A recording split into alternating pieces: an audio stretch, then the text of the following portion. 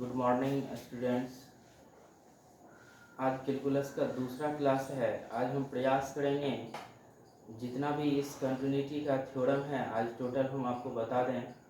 Calculus 12th में 44 marks का पूछता है और बहुत आसान है, लेकिन इसके लिए आपको 11th का जो त्रिकोणमिति पढ़ाया है उसको देखना पड़ेगा।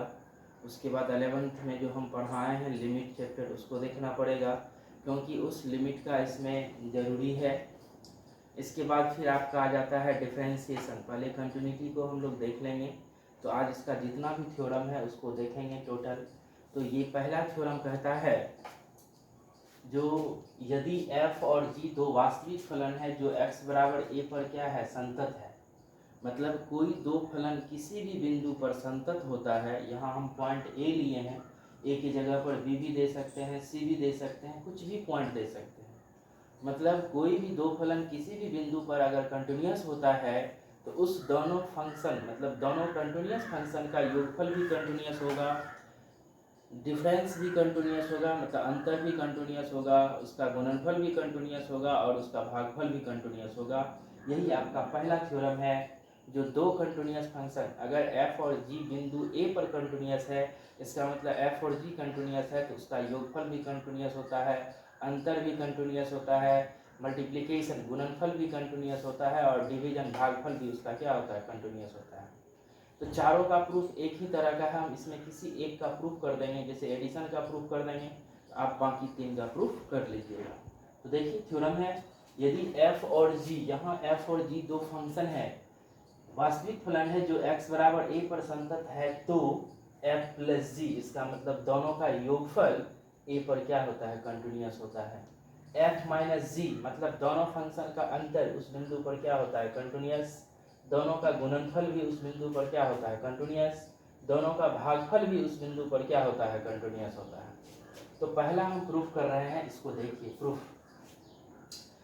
क्योंकि फंक्शन f और g पॉइंट a पर कंटिन्यूअस है, ये आपका थ्योरम में ही दिया हुआ है। जो दो फंक्शन f और g जो है पॉइंट a पर क्या है कंटिन्यूअस है।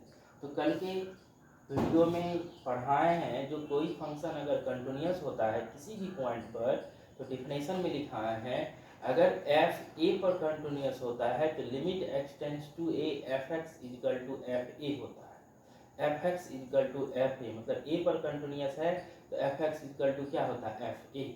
तो यहाँ भी f और g a पर कंटिन्यूअस है तो f(x) इक्वल टू क्या होगा f a, फिर gx इक्वल टू क्या होगा g a। ये जो लिखे हैं ये लाइन, ये डिफिनेशन ऑफ कंटिन्यूटी फंक्शन से है। जो f अगर a पर कंटिन्यूअस है तो limit x tends to a f(x) equal to क्या होता है f a।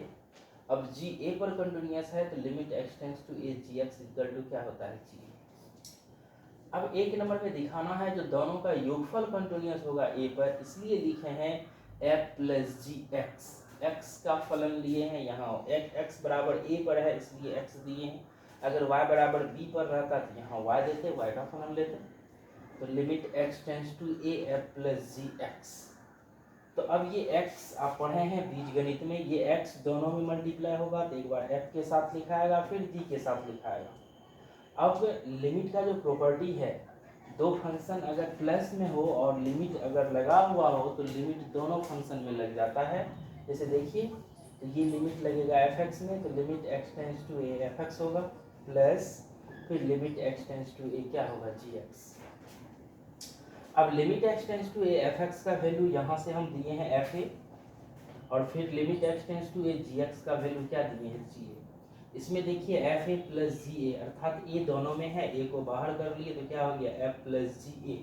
तो इतना दिखाने के बाद ये स्पष्ट हो गया, तो f प्लस जी एक्स बराबर हो गया f प्लस जी ए। इसका मतलब f प्लस जी जो है a पर क्या है कंटिन्यूअस है। जैसे f(x) f a होता है, f(x) equal to f a, तो f a पर कंटिन्यूअस होता है। उसी तरह से f प्लस जी एक्स हो गया f प्लस जी ए, इसका मतलब f प्लस जी जो है a पर क्या है कंटिन्यूअस है। अब f प्लस जी ए पर कंटिन्यूअस है, इसका मतलब f और g क्या है कंटिन्यूअस फंक्शन है, तो दो कंटिन्यूअस फंक्शन का योगफल भी क्या होता है कंटिन्यूअस होता है, वही लिखे हैं। अतः f plus G point x equal to a पर क्या है कंटिन्यूअस है, अर्थात दो कंटिन्यूअस फंक्शन का योगफल भी कंटिन्यूअस होता है। ऑब्जेक्टिव में भी पूछ सकता है, तो दो कंटिन्यूअस फंक्शन का योगफल डैश होता है, तो लिखिएगा उसमें कंटिन्यूस होता है। Addition of two continuous function is continuous function. Addition of two continuous function is continuous function. अब दूसरा क्या है, इसी में जो इसका जो डिफरेंस है वो क्या होगा, कंटिन्यूस होगा। इसी तरह से आप सिमिलरली प्रूफ कर सकते हैं। डिफरेंस है तो इस प्लस की जगह पर आपको माइनस दे देना है।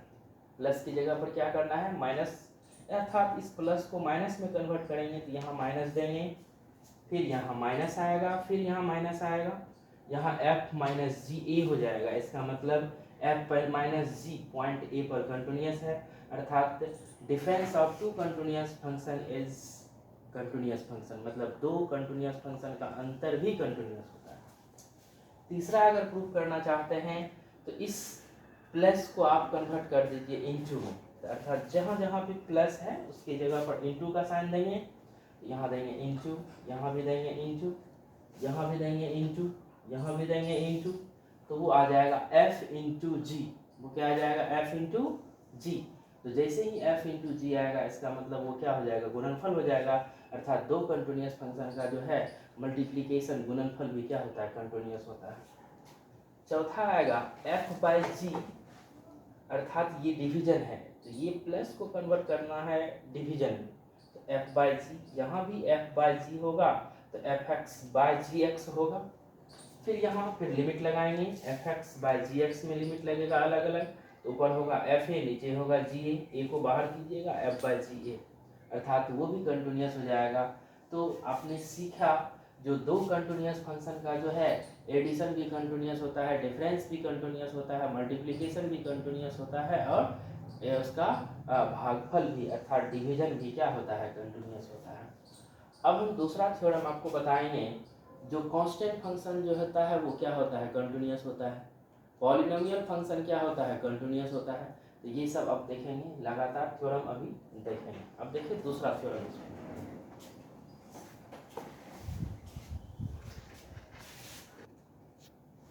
दूसरा थ्योरम है, जैसे पहला थ्योरम देखिए जो दो कंटिन्यूस फंक्शन का एडिशन, डिफरेंस, मल्टीप्लिकेशन और डिवीजन वो कंटिन्यूस होता है। दूसरा थ्योरम है प्रत्येक बहुपदीय फलन क्या होता है, संतत फलन होता है।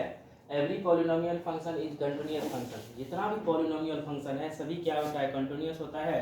फॉर ऑल रियल नंबर, सभी वास्तविक संख्या के लिए। जैसे पॉलिनोमियल फंक्शन बहुपदीय फलन, बहुपद जिसमें पदों की संख्या, नंबर ऑफ टर्म्स जो होता है वो दो या दो से क्या होती है, अधिक होती है। दो या दो से क्या होती है, अधिक, उसको बोलते हैं हम लोग बहुपद, पॉलिनोमियल। उसका टाइप्स होता है मोनो, बाय, ट्राई। मोनो का मतलब एक चर होगा, बाय का मतलब दो चर होगा, ट्राई का मतलब तीन चर होगा। तो वो बहुपदीय पॉलिनोमियल जब पढ़िएगा ना 10th में तो उसमें सारा चीज क्लियर हो जाता है।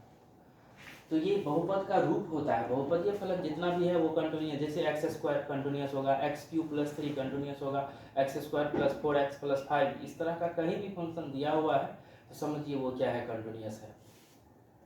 तो लिखे हैं माना px equal to a0 plus, मतलब a0 पढ़िए इसको।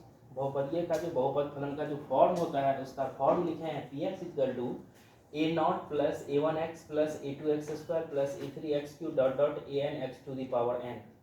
ये पॉलिनोमियल फंक्शन का फॉर्म है। कहीं भी पॉलिनोमियल फंक्शन रहेगा तो इस फॉर्म में लिखा हुआ रहता है। लिखे हैं जहाँ an does not equal to 0, मतलब ये an जो है किसी भी परिस्थिति में 0 नहीं होना चाहिए, और n बिलोंग्स करता है किसमें, कैपिटल N में। इसका मतलब n एक प्राकृत संख्या है। n क्या है, एक प्राकृत संख्या है। जैसे n का मान अगर हम 1 देते हैं यहाँ पर तो a1 does not equal to 0, ये 0 नहीं होना चाहिए। n का मान 2 देंगे a2, ये भी 0 नहीं होना चाहिए, क्योंकि ये अगर 0 देंगे तो ये पूरा 0 हो जाएगा, इसलिए कहता है वो 0 नहीं होना चाहिए। ai belongs to r, ai belongs to r का मतलब ये रियल नंबर में बिलोंग्स करेगा। जैसे a1, a2, a3, a4, ये जितना भी है इसका वैल्यू, इसका a1, a2, a3 इसका मान रियल नंबर। जैसे यहाँ -1 भी हो सकता है, -2 भी हो सकता है, √3 भी हो सकता है, √5 भी हो सकता है, इसलिए लिखा है real number. n belongs to capital. तो जब इसमें तो कोई पॉइंट नहीं दिया हुआ है, तो जब फंक्शन में या किसी प्रॉब्लम में अगर पॉइंट नहीं दिया हुआ रहेगा तो एक स्वेच्छ बिंदु लेते हैं, आर्बिट्रेरी पॉइंट अपने मन से लिखे हैं। माना x बराबर c क्या है, एक स्वेच्छ वास्तविक संख्या। स्वेच्छ का मतलब हो गया कोई भी आप ले सकते हैं रियल नंबर, 1 2 3 4 5 -1 -2 √3 कोई भी ले सकते हैं, इसलिए लिखे हैं x इक्वल टू सी क्या है, एक स्वेच्छ वास्तविक संख्या। तो ये अब पॉइंट हो गया, इस पॉइंट पर वैल्यू निकालेंगे, फिर लिमिट के साथ वैल्यू निकालेंगे, अगर दोनों मान सेम हो गया तो कंटिन्यूस होगा। तो इसलिए इस पॉइंट पर लिखे हैं तो पी सी, क्या लिखे हैं, पी सी। तो यहाँ x की जगह c आ गया, तो जहाँ जहाँ x है उसकी जगह पर c रिप्लेस होगा, तो a0 plus a1c plus a2c square plus a3c cube dot dot an c to the power n। अब लिमिट के साथ, now limit x tends to c px, तो ये px का वैल्यू दे देंगे, यहाँ से ये टोटल दे दिए। अब यहाँ पुट करना है, x टेंड्स टू c है तो x की जगह पर पुट करना है c, x की जगह पर क्या पुट करना है, c। तो ये होगा a0 plus a1c plus a2c square plus a3c cube plus an c का पावर n। अब ये पुट करने के बाद क्या देख रहे हैं, ये और ये दोनों क्या है, सेम है, इसका वैल्यू और ये इसका वैल्यू दोनों क्या है, सेम है, इसलिए लिखा है clearly limit x tends to c px equal to pc। अतः सभी वास्तविक संख्या x इक्वल टू c के लिए पॉलिनोमियल फंक्शन क्या होता है, कंटिन्यूअस होता है। c की जगह पर अगर हम 1 देंगे तब भी कंटिन्यूअस होगा, 2 देंगे तब भी कंटिन्यूअस होगा, 3 देंगे तब भी कंटिन्यूअस होगा, -1 -2 -3 कुछ भी देंगे तो वो कंटिन्यूअस होगा। इसलिए लिखे हैं सभी रियल नंबर के लिए जो है पॉलिनोमियल फंक्शन वो क्या होता है, कंटिन्यूअस होता है, अर्थात every polynomial function is continuous function for all real number, for all real number. याद रखिएगा जितना भी पॉलिनोमियल फंक्शन है वो कंटिन्यूअस होता है, every polynomial function is continuous function for all real numbers. अब तीसरा थ्योरम आएगा, जितना भी कांस्टेंट फंक्शन है अचर फलन वो भी क्या होता है, कंटिन्यूअस होता है। तो हम लिखेंगे जो अचर फलन मतलब कांस्टेंट फंक्शन क्या होता है, एक कंटिन्यूअस फंक्शन होता है। तो तीसरा थ्योरम वो होगा, अब देखिए उसको।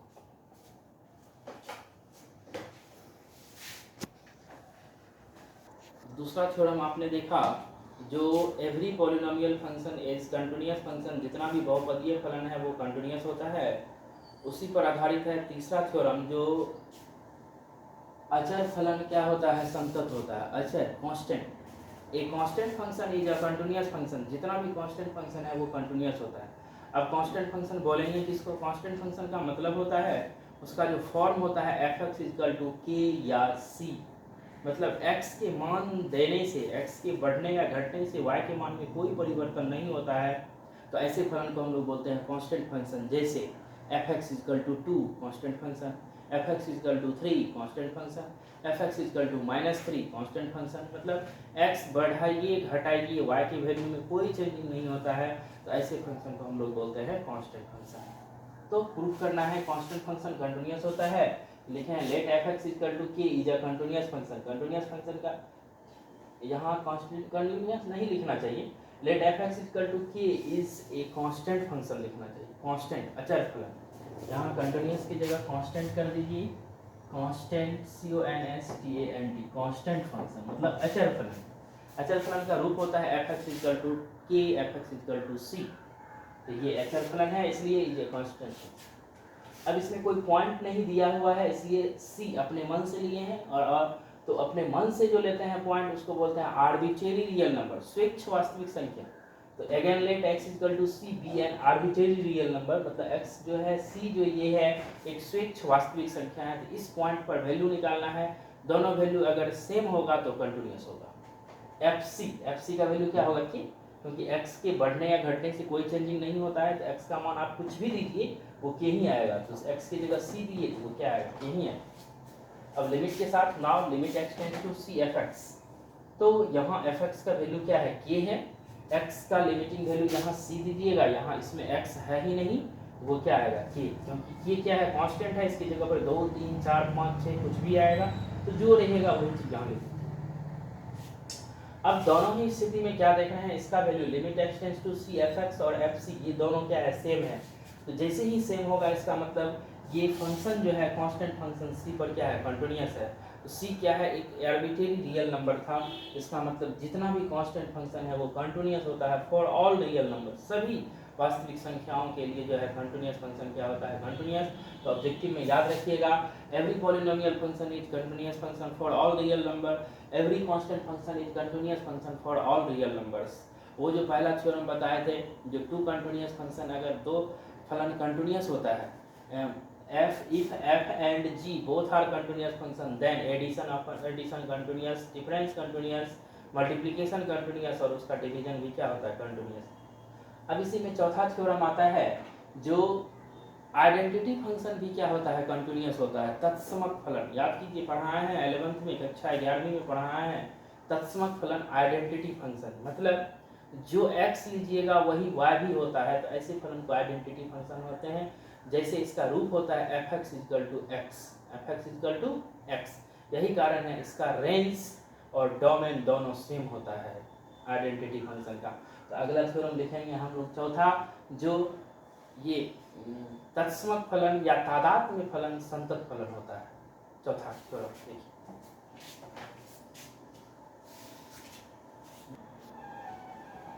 अगला थ्योरम है, नेक्स्ट थ्योरम है जो प्रत्येक तादात्म्य या तत्समक फलन संतत फलन होता है। Every identity function is a continuous function. तत्समक फलन का मतलब बताया है, इसका जो रूप होता है f(x) = x होता है।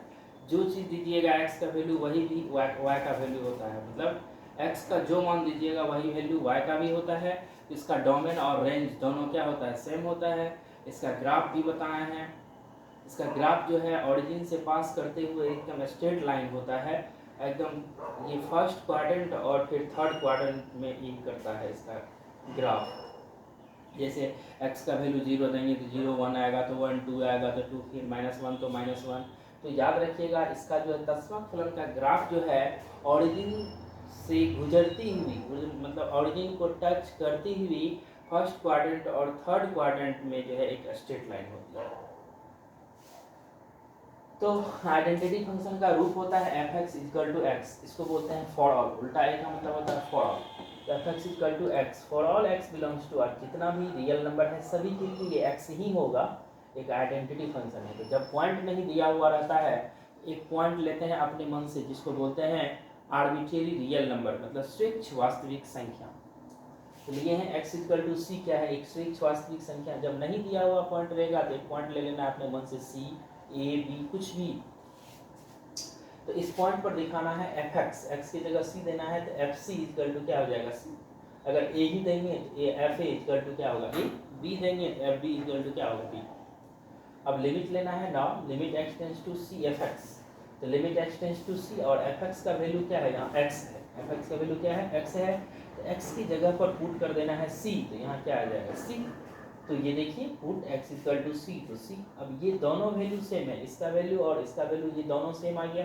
जैसे ही सेम आया है इसका मतलब ये सभी वास्तविक संख्याओं x = c के लिए क्या होता है, तत्समक फलन एक कंटिन्यूअस फंक्शन होता है। याद रखिएगा, every identity function is continuous function for all real number, सभी वास्तविक संख्या के लिए क्या होता है, कंटिन्यूअस होता है। अब नेक्स्ट थ्योरम है उसको देखेंगे, तो अगला थ्योरम क्या है अब देखिए उसको।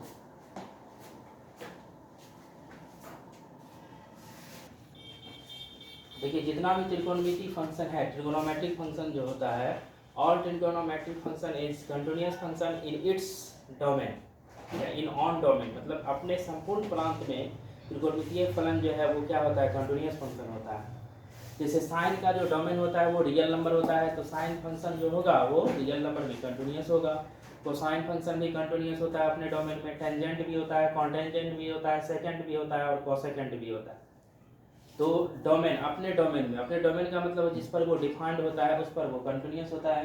तो पहला हम लिखे हैं, सिर्फ कीजिए कि साइन एक्स कंटिन्यूअस फंक्शन होता है, ऐसी को लिखते हैं sine function, SINE sine function, और इसका जो डोमेन होता है वो एक रियल नंबर होता है। तो लिखे हैं लेट f(x) = sin x, एक आपको साइन फंक्शन हो गया, तो इस पर कोई पॉइंट नहीं दिया हुआ है, तो इसका जो डोमेन होता है रियल नंबर होता है, इसलिए लिए हैं x = c, एक स्वेच्छ वास्तविक संख्या है, एक आर्बिट्रेरी रियल नंबर है।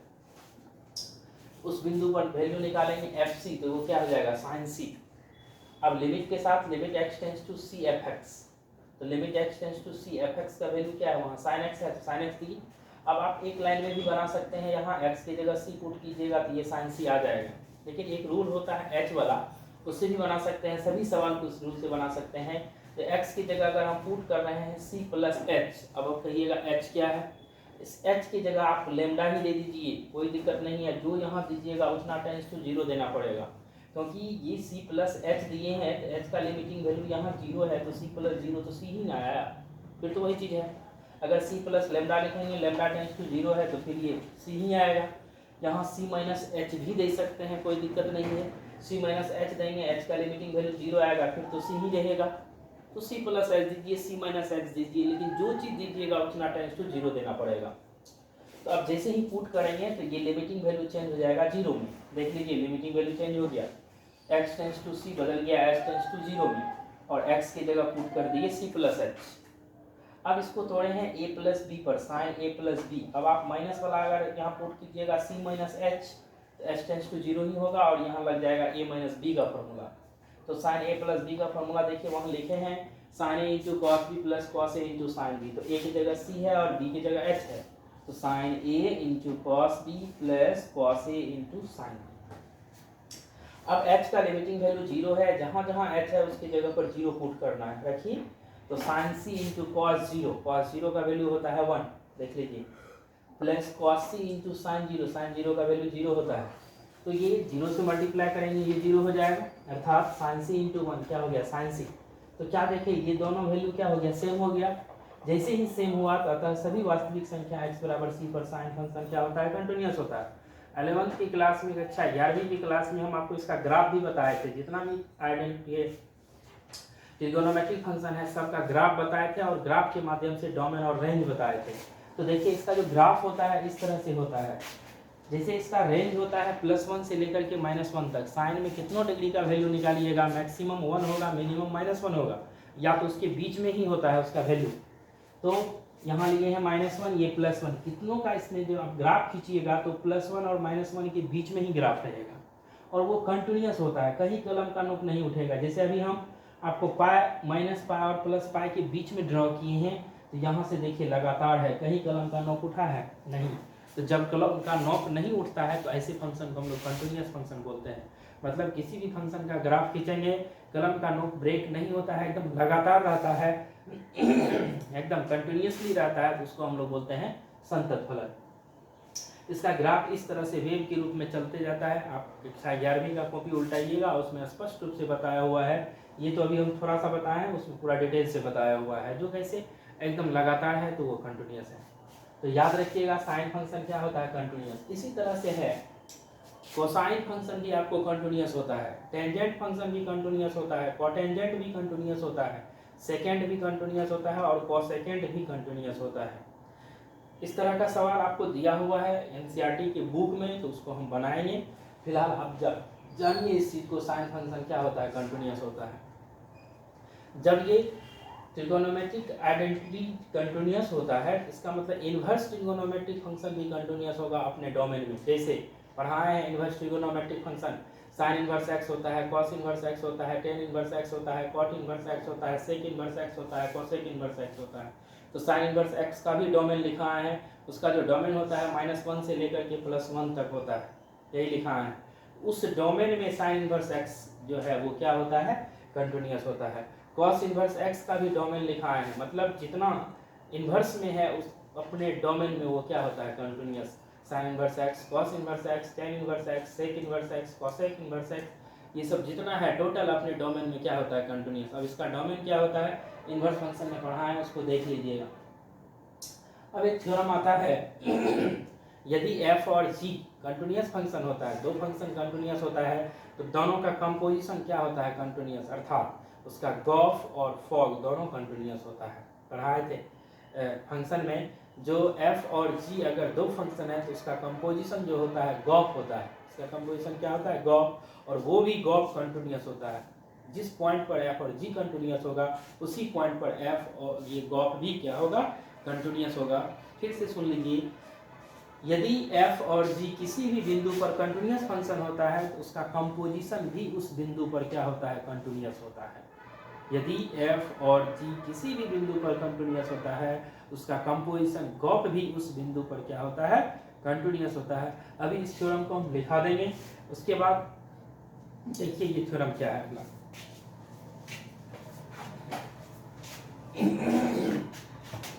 देख लीजिए ये थ्योरम है, करा यदि f और g दो फलन बिंदु ए पर कंटिन्यूअस होता है, ए की जगह सी बी कुछ भी पॉइंट दे सकते हैं, तो गॉफ डिफाइंड है। गॉफ क्या है? उसका composition, composition of two function, F और जी का कंपोजिशन जो होता है गॉफ या फॉग होता है, पढ़ा है। और गॉफ अगर डिफाइंड होता है तो एफ का जो रेंज है वो सबसेट होगा डोमेन ऑफ जी का, फॉग के लिए होता है जी का जो रेंज है सबसेट होगा डोमेन ऑफ एफ का। तो लिखे हैं फॉग डिफाइंड है, तो फॉग भी उस बिंदु पर क्या होता है? कंटिन्यूअस होता है, मतलब कंपोजिशन। दो फंक्शन कंटिन्यूअस है तो उसका कंपोजिशन भी कंटिन्यूअस होता है, लिखा देंगे लास्ट में। तो यहाँ फॉग का है कंटिन्यूअस होता है, तो फॉग के लिए जी का जो रेंज है वो सबसेट होगा डोमेन ऑफ एफ का, इसलिए इस तरह से फिगर बनेगा, यहाँ जी आएगा और ये एफ आएगा, क्योंकि एफ का रेंज इसमें आएगा और जी का डोमेन, जी का डोमेन, एफ का जो रेंज है वो सबसेट होगा जी का डोमेन, सॉरी जी का रेंज, जी का रेंज, इसमें रेंज का मतलब होता है एफ अगर ए से बी में फलन है तो बी का वैसा एलिमेंट जो ए के एलिमेंट का इमेज होता है वो रेंज होता है। तो यहाँ फॉग डिफाइंड है, इसका मतलब जी का रेंज, जी का रेंज, तो जी का रेंज इसका मतलब इसमें आएगा एलिमेंट, और वो सबसेट होगा डोमेन ऑफ एफ का, तो एफ का ये क्या होगा? डोमेन होना चाहिए, तब जाके फॉग डिफाइंड होती है। तो ये जी जो है कंटिन्यूअस है, तो यहाँ क्या होगा? जी। एफ अगर ए पर कंटिन्यूअस होता है तो एफ ए होता है, जी ए पर कंटिन्यूअस है तो जी ए। अब एफ जी ए पर कंटिन्यूअस होगा तो क्या होगा? एफ जी ए, और इस मिड ब्रैकेट को हटाएंगे तो इसी को लिखते हैं फॉग ए। क्या लिखते हैं इसको?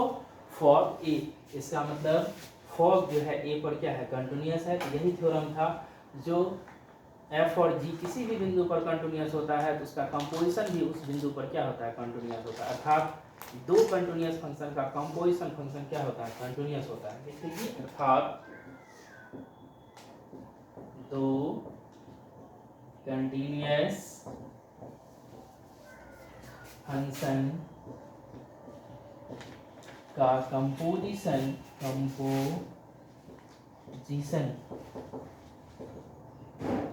भी कंटिन्यूअस होता है, भी कंटिन्यूअस होता है। तो याद रखिएगा, एफ और जी कंटिन्यूअस है तो उसका कंपोजिशन भी क्या होता है? कंटिन्यूअस। कंपोजिशन फॉग या गॉफ, ये कंटिन्यूअस होगा। तो आज के क्लास में इतना ही, आज के वीडियो में इतना ही। मैक्सिमम थ्योरम, लगभग थ्योरम इसका हम बता दिए हैं, जो छोड़े हैं उसको आप कर लीजिएगा, क्योंकि उस टाइप का हम बता दिए हैं। वो नहीं बनेगा तो वो सवाल बनाएंगे कल से, तो उसमें वो चीज़ आ जाएगा। अगर आप वीडियो के माध्यम से पढ़ाई कर रहे हैं, वीडियो अच्छा लगे तो लाइक शेयर कमेंट जरूर कीजिए कि आपको कैसा लगा पढ़ने में। ठीक है, धन्यवाद।